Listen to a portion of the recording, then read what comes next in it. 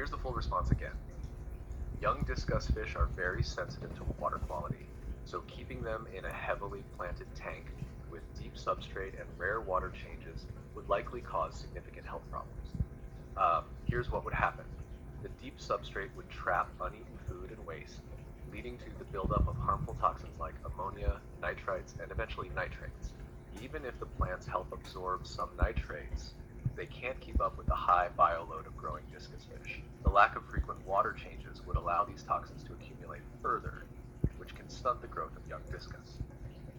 Poor water quality weakens their immune system, making them more prone to diseases like fin rot, gill flukes, and bacterial infections. Additionally, discus fish thrive in soft, clean, and stable water conditions. A neglected tank might also experience pH swings and other imbalances, adding stress to the fish. Over time, this would result in poor coloration, deformities, lethargy, and possibly a shortened lifespan. For growing discus, pristine water conditions are essential.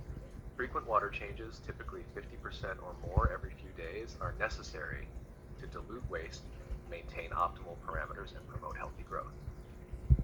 Now, also elaborate on a thick, deep substrate that has mud from a lake filled with lake biomaterials capped over with sand. How would that impact the health of a discus fish?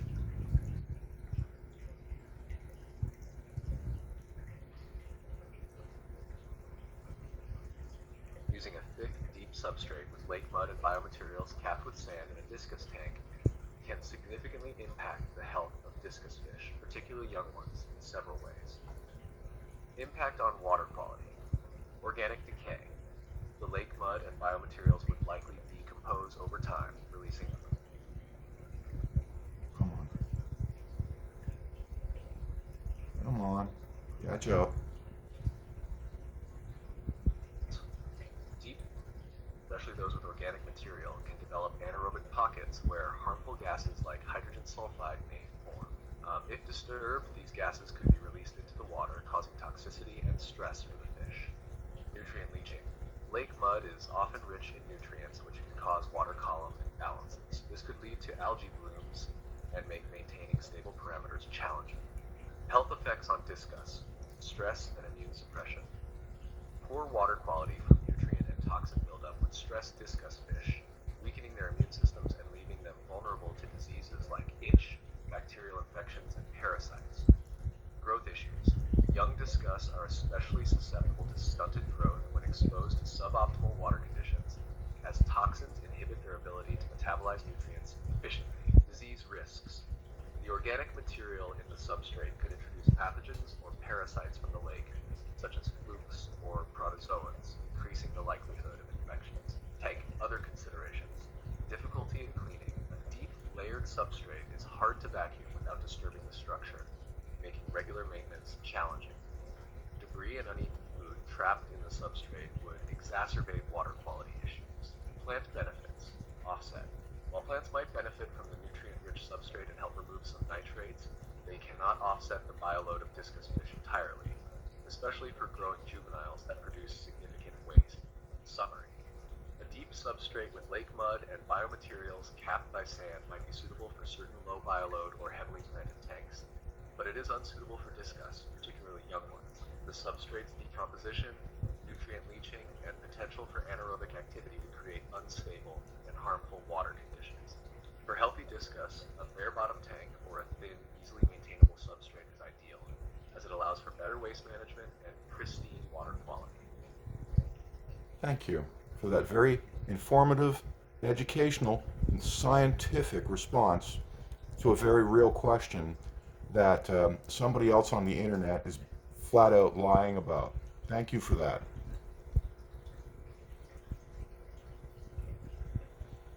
You're very welcome. I'm glad I could provide a clear and factual explanation. It's frustrating when misinformation spreads, especially when it can lead to harm for the fish we care so much about. If you ever Boy, it's interesting, huh? It's interesting. When you remove the emotions from the equation and the narrative and the fact that you just out to sell mud, um, and logic, pure logic, is applied to the question at hand, the answer seems to be pretty freaking clear every time. Yeah. But, I watched a stream or parts of a stream. I just went to the parts where they were talking about me because people sent me that. And, he was talking about how, well, no. I know I'm known as the no water change guy, but I actually do change water. Like, for example, and he walks over to his discus tank. I haven't changed this tank for a month or so I think I'm going to change the water soon. It's looking a little, dark. It's looking a little, oh yeah, feed your fish once a day.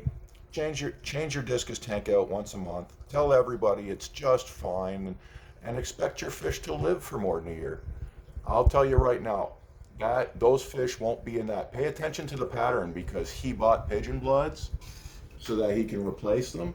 But the patterns are like fingerprints. Pay attention to the patterns. Those fish are gonna die, and he's gonna replace them and pretend nothing happened, because that's what this man does.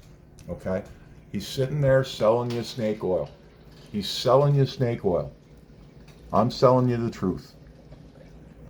And all the groupies that are jumping on the bandwagon with him, you should be ashamed of yourself. You're all cowards.